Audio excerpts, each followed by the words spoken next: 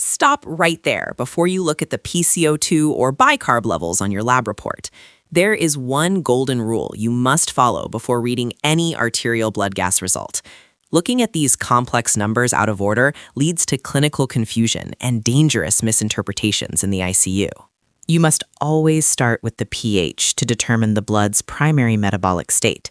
The pH tells you definitively if the patient's blood is trending toward life-threatening acidosis or alkalosis. This measurement represents the balance of hydrogen ions, which is the essential foundation of all acid-base interpretation. Without a clear pH value as your guide, the rest of the lab data makes no sense and cannot be accurately categorized for treatment.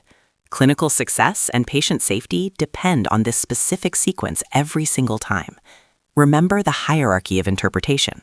pH first, always, to ensure your patient gets the right care.